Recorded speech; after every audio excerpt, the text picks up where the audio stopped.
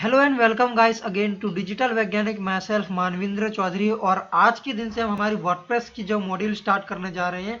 ये जो वीडियो है वर्डप्रेस मॉड्यूल का फर्स्ट वीडियो इस सीरीज का। इस सीरीज में जैसे कि आप यहाँ पर देख सकते हैं मोर देन 50-60 वीडियो, लगभग यहाँ पर आपको 70 से 80 वीडियो यहाँ पर मिलने वाली। ये पूरी की पूरी सीरीज में हम यहाँ पर कंप्लीट एक कोर्स कवर करने वाले हैं। कंप्लीट जो वर्डप्रेस के अंदर आपको जिस जिस चीज़ की जरूरत होती है, और हम यहाँ पर कंप्लीट एक वेबसाइट भी डेवलप करेंगे। फिर यहाँ पर अट्रैक्टिव वेबसाइट बनाएंगे, प्लगइन आपको यहाँ पर इंस्टॉल करना सिखाएंगे, काफ़ी सारा थीम कस्टमाइजेशन भी सिखाएंगे। यानी कि आपको कंप्लीट यहाँ पर एक ओवरव्यू मिलने वाला है। यानी आप इसको कंप्लीट करने के बाद आप कोई भी एक वर्डप्रेस में वेबसाइट काम कर सकते हैं और कोई भी यहाँ पर प्रोजेक्ट भी ले सकते हैं। तो ये सारे वीडियो आपको फ्यूचर में मिलने वाले हैं। बट आज की इस वीडियो की बात करें तो आज का ये वीडियो हम इंट्रोडक्शन में खत्म करेंगे। आज की वीडियो में देखेंगे कि वर्डप्रेस इसका को इंट्रोडक्शन तो हमने कर दिया, उसके बाद सीएमएस क्या है, वर्डप्रेस क्या है, और इसके नेक्स्ट वीडियो से हम आगे का काम करेंगे। तो सबसे पहले तो हम बात कर लेते हैं वर्डप्रेस सीएमएस आखिर क्या होता है। सीएमएस तो CMS is a content management system. CMS एक जो है कंटेंट मैनेजमेंट सिस्टम है, जहां पर आपकी इमेजेस, टेक्स्ट, वीडियोस, एक्स्ट्रा जो फाइल होती है उन सबको मैनेज किया जाता है।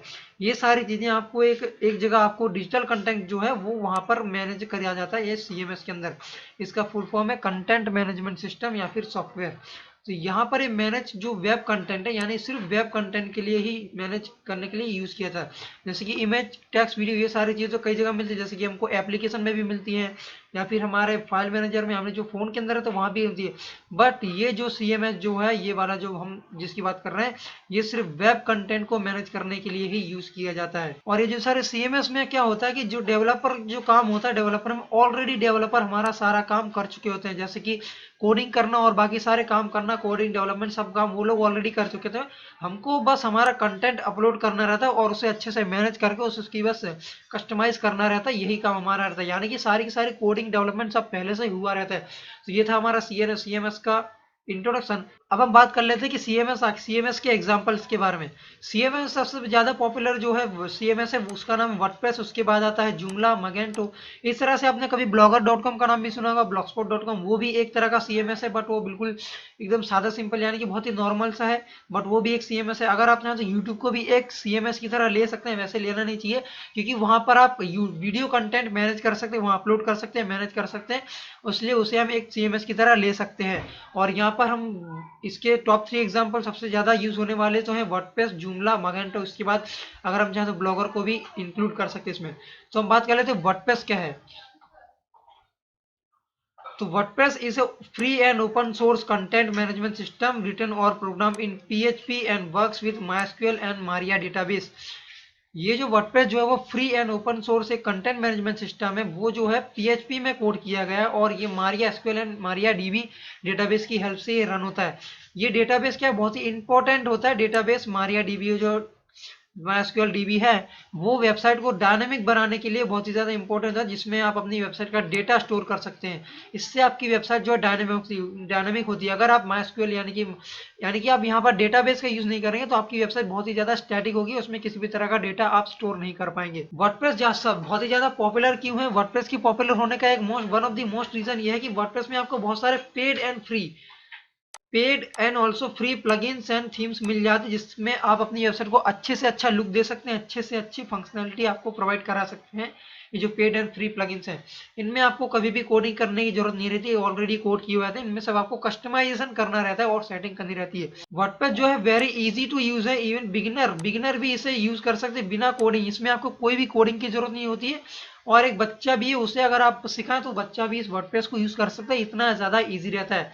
It is the best because we can create any type of website. हम यहाँ पर किसी भी तरह की वेबसाइट बना सकते हैं, जैसे कि blog website, e commerce website, जैसे कि अमेजन, फ्लिपकार्ट, इस तरह की वेबसाइटें बना सकते हैं। फिर एजुकेशनल वेबसाइट बनाते हैं किसी स्कूल, कॉलेज या फिर इंस्टीट्यूशन के लिए। फिर इंडस्ट्रियल वेबसाइट, कोई इंडस्ट्री की जो बिजनेस है उसके लिए भी एक वेबसाइट बना सकते हैं। सर्विस बेस्ड वेबसाइट, जैसे कि आपकी कोई सर्विस प्रोवाइड करते हैं, आप एक डॉक्टर हैं, आप एक फिजिशियन है, यानी कि आप एक लॉयर है, या फिर आप कोई भी तरह की सर्विस प्रोवाइड कर सकते हैं, आपके लिए भी एक वेबसाइट बना सकते हैं। और एक रजिस्टरिंग, जैसे कि आपकी कोई तरह का एक रजिस्ट्रेशन सर्विसेज है, उसमें भी जैसे कि आप योगा है, उसमें आप किसी आपके यूजर्स का रजिस्ट्रेशन कराते हैं, उस तरह की एक वेबसाइट भी यहाँ पर आप बना सकते हैं बहुत ही आसानी से। इनमें से सबसे ज़्यादा इंपॉर्टेंट ये है कि ये सबसे ज़्यादा ईजी है यूज़ करना। किसी भी तरह की वेबसाइट आप क्रिएट कर सकते हैं, आपको कई सारे प्लगइन एंड थीम मिल जाते हैं, इसीलिए ये जो वर्डप्रेस है बहुत ही ज़्यादा यूज़ किया जाता है। तो ये तो हमारी हो गई सारी सारी थी। अब हम थोड़ा सा यहाँ पर प्रैक्टिकल भी देख लेते हैं कि प्रैक्टिकल में आखिर वर्डप्रेस दिखने में कैसा लगता है। तो आप देख सकते हैं हमारा वर्डप्रेस कुछ ऐसा दिखने में लगता है। यहाँ पर आपका डोमेन रहता है, क्योंकि हमने यहाँ पर हमारी साइट को लोकल में इंस्टॉल कर रखा है। तो यहाँ पर जो भी है abcxyz जो भी .com रहता है, उसके बाद स्लैश करने के बाद आपका जो यहाँ तक हमारा डोमेन होता है, यानी कि जो भी आपका abcxyz, जैसे कि मेरा डिजिटल वैज्ञानिक, तो मेरा डिजिटल वैज्ञानिक .com रहेगा। उसके बाद एक स्लैश करने के बाद WP एडमिन लिखा रहता है, तो उसके बाद आपको लॉग इन करना पड़ता है और अब आपके वर्डप्रेस एडमिन में आ जाते हैं। फॉर एग्जांपल हमारी ये साइट है, यहाँ पर आप इसे ऐसे लीजिए जैसे कि हमारा यहाँ तक जो साइट और स्लैश है, यहाँ तक हमारा एक डोमेन नेम है और हमारी डिजिटल वैज्ञानिक ये वाली वेबसाइट है। ये वाली वेबसाइट अपने पूरे कोर्स में यूज करने वाले हैं, यानी हम सारा कस्टमाइजेशन इसी साइट में करने वाले हैं। इसमें आपको मैंने कई सारे पेजेस बना के रखे हैं, जैसे कि मैं एक बार ब्लॉग पेज में जाता हूँ तो हमारे यहाँ पर कई सारे पोस्ट भी आपको देखने को मिल जाएगा। बट ये साइट जो है लोकल पर बेस्ड है, यानी कि आपका यहाँ तक का ये डोमेन है, उसके बाद आप जो भी लगा, जैसे कि ये ब्लॉग है, अगर आपको इसके वर्डप्रेस एडमिन में लॉगिन करना है तो वर्डप्रेस एडमिन में लॉगिन करने के बाद आपके डोमेन के बाद एक स्लैश आता है, उसके बाद आपको लिखना होता है WP-admin। आप इस तरह से WP-admin लिखेंगे, क्योंकि मेरा यहाँ पे पास ऑलरेडी मैंने लॉगिन करके रखा था, इसलिए हमारा यहाँ पर यूजर नेम पासवर्ड नहीं मांगा, बट आपसे यूजर नेम पासवर्ड मांगा। ये सारी चीजें हम आने वाले वीडियोस में कवर करेंगे, आपको कैसे यूजर नेम पासवर्ड एंटर करना है, किस तरह से आपको इंस्टॉल करना है, बाकी सब आपकी वेबसाइट में। तो यहाँ पर हम एक ओवरव्यू ले लेते हैं। सबसे पहले तो ये हमारे डैशबोर्ड का सेक्शन, उसके बाद होम का सेक्शन आता है। अपडेट सेक्शन में आपकी थीम्स या फिर प्लगइन्स में कहीं भी आपका अपडेट करने की जरूरत होती है, तो अपडेट सेक्शन में आपको सब देखने को मिल जाता है। देखिए हमारे यहाँ पर एक GP प्रीमियम, ये एक थीम है हमारा, उसमें अपडेट दिखा रहा है। उसके बाद बात कर लेते हैं पोस्ट की। पोस्ट के अंदर आपके कई सारे ऑप्शन देखने को मिल जाते हैं, जैसे कि ये ऑल पोस्ट पर मैं एक बार मैं क्लिक करके दिखा देता हूँ। देखिए यहाँ पर आपकी सारी की सारी पोस्ट आ जाती है। अगर आप एक ब्लॉगर हैं, आप एक ब्लॉगिंग के लिए वेबसाइट क्रिएट करना चाहते हैं, तो यहाँ पर आपकी सारी की सारी पोस्ट हो जाती है। अगर आप यहाँ से या फिर यहाँ से चाहे तो ऐड न्यू पोस्ट कर सकते हैं। इसमें आपकी सारी की सारी कैटेगरीज रहती है, आपने किस किस कैटेगरी में आपकी पोस्ट लिखी है। अभी की हमारी सारी जो अनकैटेगराइज्ड है। उसके बाद यहाँ पर आपके टैग्स रहते हैं, आपने किस किस टैग्स के साथ आपकी पोस्ट लिखी है। उसके बाद ऑप्शन आता है मीडिया का, जैसे कि यहाँ पर एक दो ऑप्शन है। सबसे पहला ऐड, यानी कि आप यहाँ से मीडिया ऐड कर सकते हैं, जैसे कि फोटोज, वीडियो और बाकी सारे जैसे कि PDF ये सब ऐड कर सकते हैं। और ये है मीडिया लाइब्रेरी। आप आपकी वेबसाइट में जो भी चीजें अपलोड करेंगे, वो सारी की सारी चीजें, वो सारा का सारा कंटेंट आपको यहाँ पर मीडिया लाइब्रेरी में देखने को मिल जाएगा। नेक्स्ट ऑप्शन है वो है पेजेस का। पेजेस में आपको add new and all pages, add new से आप एक नया पेज ऐड कर सकते हैं और दूसरा है ऑल पेजेस का। ऑल पेजेस में आपको बाकी सारे, यानी कि आप देख सकते हैं जैसे कि हमारा पोस्ट का ऑप्शन था, वैसे ही हमारा ऑल पेजेस का भी ऑप्शन है। यहाँ पर आपको सारे पेजेस देखने को मिल जाएंगे। नेक्स्ट ऑप्शन है कमेंट्स का। कमेंट्स में आप जो भी आपकी वेबसाइट में कमेंट्स आते हैं, जो भी आपके पोस्ट में कमेंट आते हैं, वो सारे कमेंट यहाँ पर आपको नजर आते हैं। आप चाहे तो यहाँ से उन्हें डिलीट कर सकते हैं, स्पैम रिपोर्ट कर सकते हैं, अप्रूव कर सकते हैं, या फिर उन्हें एडिट भी कर सकते हैं। नेक्स्ट ऑप्शन ये एलिमेंटर, ये तीनों के तीन Elementor, template and WP form, ये तीनों के तीन ऑप्शन हमारे प्लगइन के हेल्प से हैं। तो हम जब प्लगइन का पार्ट हम कवर करेंगे तब हम आपको ये सारा बताएंगे कि ये आपको बाय डिफॉल्ट देखने को नहीं मिलता, ये हमने एक प्लगइन की हेल्प से ऐड किया है। उसके बाद नेक्स्ट ऑप्शन आता है अपीयरेंस का।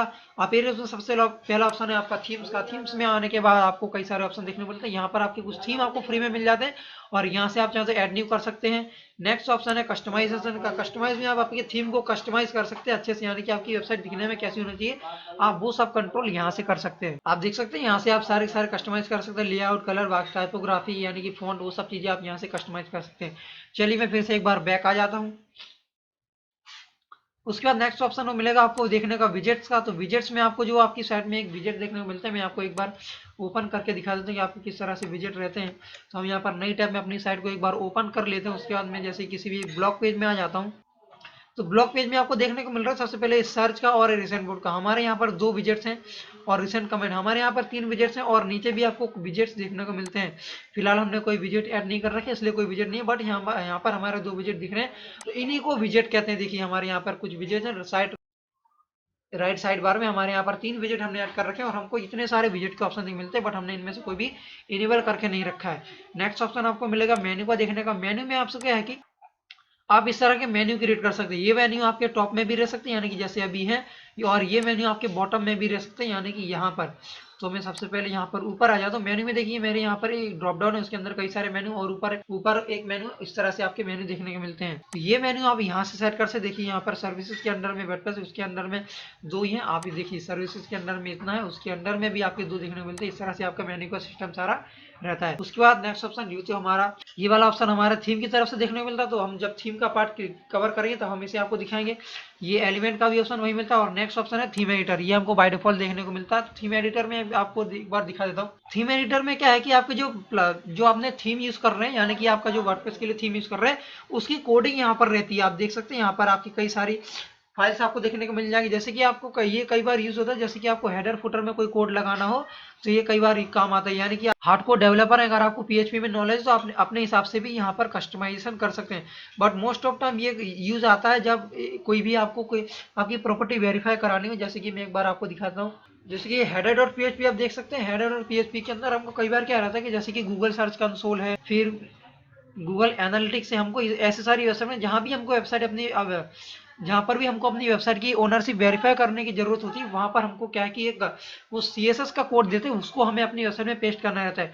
उसके लिए आप प्लगइन का भी यूज कर सकते हैं, नो डाउट उससे आपका काफी काम इजी हो जाएगा। बट अगर आप प्लगइन का यूज करना नहीं चाहते हैं तो आपको यहाँ पर हेडर डॉट पीएचपी में यानी कि थीम हेडर में आना है, और उसके बाद ये हेडर के नीचे यहाँ पर आपको आपका कोड पेस्ट करना रहता है। मोस्ट ऑफ द टाइम इस चीज का यूज इसीलिए होता है। और बाकी सब जो अगर कोई बंदा है जैसे कि उसे और भी ज्यादा नॉलेज है पीएचपी के अंदर, और तो वो इसे काफी अच्छी तरीके से यूज कर सकता है।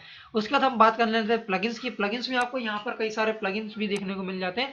आपको यहाँ पर फ्री एंड पेड दोनों तरह के प्लगइन देखने को मिलता है। बट आपको यहाँ पर ये देखिए ये सारे प्लगइन हमने ऑलरेडी इंस्टॉल करके रखे हैं। आप यहाँ पर देख रहे हैं इंस्टाग्राम फीड, फिर ये सारे जो ऑप्शन है वो इन प्लगइन की मदद से आ रहे हैं। तो ये सारे प्लगइन आप यहाँ से ऐड न्यू कर सकते हैं। अगर ऐड न्यू करेंगे तो आपको यहाँ से इनकी प्लगइन लाइब्रेरी ओपन हो जाती है। अगर आप चाहें तो प्लगइन लाइब्रेरी से भी काफी सारे प्लगइन इंस्टॉल कर सकते हैं। देखिए यहाँ पर काफी सारे आपको प्लगइन देखने को मिलते हैं।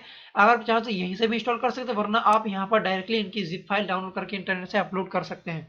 तो चलिए नेक्स्ट ऑप्शन पे आ जाते हैं, ये है प्लगइन एडिटर। प्लगइन एडिटर में भी जैसे कि मैंने आपको थीम एडिटर दिखाया, उस तरह आपको यहाँ पर प्लगइन एडिटर भी देखने को मिल जाता है। यहाँ पर आपकी प्लगइन की आप सेटिंग कर सकते हैं। चलिए नेक्स्ट ऑप्शन की तरफ देख लेते हैं। नेक्स्ट ऑप्शन है वो हमारा ऑल यूजर्स का। यूजर यानी कि आपको 3 ऑप्शन देखने मिलेंगे। ऐड यूजर में आप यहाँ पर यूजर ऐड कर सकते हैं, नेक्स्ट प्रोफाइल, और सबसे पहला ऑल यूजर। सबसे पहले मैं ऑल यूजर पर क्लिक कर देता हूँ। ऑल यूजर में क्लिक करने के बाद हमारे यहाँ पर 2 यूजर यहाँ पर बने हुए हैं। आप देख सकते हैं एक यूजर है और एक ये अलग से यूजर है। यहाँ पर आप एडिट कर सकते हैं, व्यू कर सकते हैं और डिलीट कर सकते हैं। सबसे पहले मैं आपको व्यू का ऑप्शन दिखा देता हूँ। तो आपको यहाँ पर व्यू करने में आपको कुछ इस तरह देखने को मिलता है। हम यहाँ कोई भी यूजर प्रोफाइल हमने सेट नहीं कर रखी।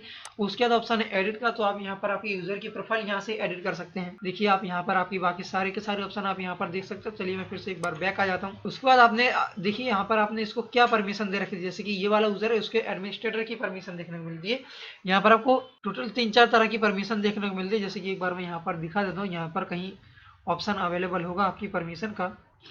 देखिए सबसे पहला सब्सक्राइबर, आपकी वेबसाइट में जो सब्सक्राइब करके जाते हैं वो है। उसके बाद है कंट्रीब्यूटर, उसके बाद ऑथर यानी कि जो आपकी वेबसाइट के अंदर पेज एंड पोस्ट लिख सकता है, उन्हें लिख सकता है, एडिट कर सकता है उसका। उसके बाद एडिट करके एडिटर में आपकी जो पेज पोस्ट एडिट करने के अलावा बाकी सारे और भी थोड़े ऑप्शन मिलते हैं। लास्ट ऑप्शन है एडमिनिस्ट्रेटर का।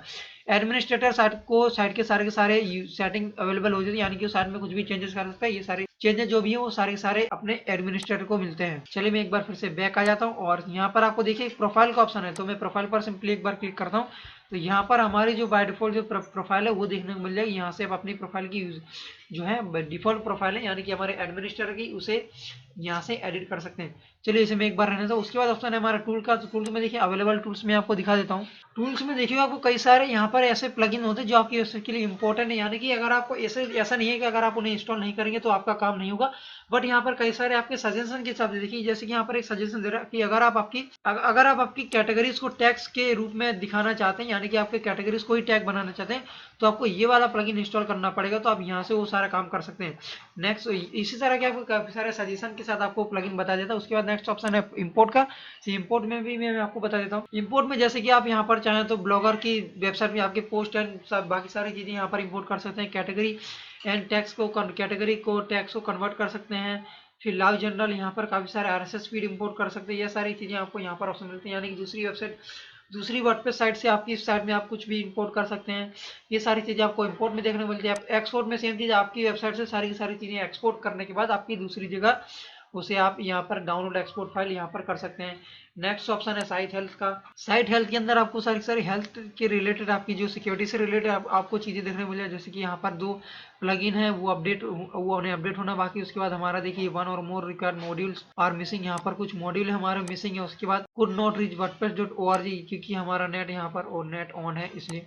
तो यहाँ पर देखिए आपको रिकमेंडेड चीज़ें यहाँ पर देखने को मिल जाती है और काफ़ी सारी और भी चीज़ें देखने को मिल जाती है। Your site doesn't not use HTTPS, देखिए हमारे यहाँ पर लोकल पे इसलिए यहाँ पर HTTP यूज़ कर रही है और बाकी सारी चीज़ें आपको यहाँ पर देखने को मिल जाती है। आप यहाँ पर इन्फो पर क्लिक करके और भी चीज़ें देख सकते हैं। उसके बाद अगर हम चाहें नेक्स्ट ऑप्शन देखना चाहते हैं, ये हमारा एक्सपोर्ट पर्सनल डेटा। आप यहाँ से पर्सनल डेटा को एक्सपोर्ट कर सकते हैं। ये देखिए यहाँ पर अगर कोई पर्सनल डेटा यूज रहता है तो यहाँ पर उसे एक्सपोर्ट कर सकते हैं, यहाँ से डिलीट भी कर सकते हैं। नेक्स्ट ऑप्शन है सेटिंग का।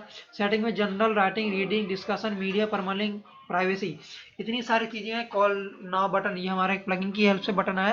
तो ये सारी चीजें हम हमारे एसईओ वाले पार्ट में कवर करेंगे, जब हम कवर जिसमें हमने आपको सेटिंग करने सिखाया कि एसईओ सेटिंग आप वर्डप्रेस की साइट में कैसे कर सकते हैं। और नेक्स्ट आने वाले पार्ट में हम देखेंगे आपकी वर्डप्रेस को लोकल होस्ट में कैसे आप इंस्टॉल कर सकते हैं। उसके बाद हम इंपॉर्टेंट सेटिंग वाले ऑप्शन को भी कवर करेंगे। दोस्तों ये सारी चीजें हमारे आने वाली वीडियोस में आने वाली हैं। तो बस दोस्तों यही था हमारा आज की वीडियो। अगर आप इंटरेस्टेड है हमारी प्लेलिस्ट में इस वर्डप्रेस डेवलपमेंट के कोर्स में तो आप जरूर चैनल को सब्सक्राइब करना ना भूलें। चैनल को सब्सक्राइब करने के बाद आप बेल आइकन को भी दबा दीजिए ताकि आप जब भी हमारी न्यू वीडियो अपलोड करें तो आपको उसकी नोटिफिकेशन फटाफट से मिल जाए। और अगर आप इंटरेस्टेड हैं ब्लॉगर सीरीज में तो हमने यहाँ पर ऑलरेडी एक ब्लॉगर की फुल सीरीज यहाँ पर अपलोड करके रखी है, जहाँ पर मैंने ब्लॉगर पर बेसिक वेबसाइट क्रिएट करने से लेके यानी कि ब्लॉगर को जस्ट इंस्टॉल करने से लेके लास्ट तक आपको कैसे यहाँ पर अर्निंग करनी है, कैसे आप अच्छी से अच्छी वेबसाइट, ई कॉमर्स वेबसाइट या फिर एफिलिएट वेबसाइट, कैसे आप एक बिजनेस वेबसाइट अच्छे से वेबसाइट बना सकते हैं, वो सब मैंने यहाँ पर कवर किया है। तो अगर आप ब्लॉगर की प्लेलिस्ट में इंटरेस्ट है तो इसे भी देखना ना भूले और हमारी वर्डप्रेस की मॉड्यूल को फॉलो करने के लिए चैनल को सब्सक्राइब करने के बाद बेल आइकन को भी दबाइए ताकि आप हमको हमारी सारी नोटिफिकेशन आती रहे। और अगर आपको ये वाला वीडियो पसंद आ रहा है तो वीडियो को फटाफट से लाइक कर दीजिए और आने वाली वीडियोस को भी लाइक कीजिए और पूरी की पूरी वीडियो देखिएगा। तो चलिए दोस्तों मिलते हैं नेक्स्ट वीडियो में। टिल देन गुड बाय, जय हिंद।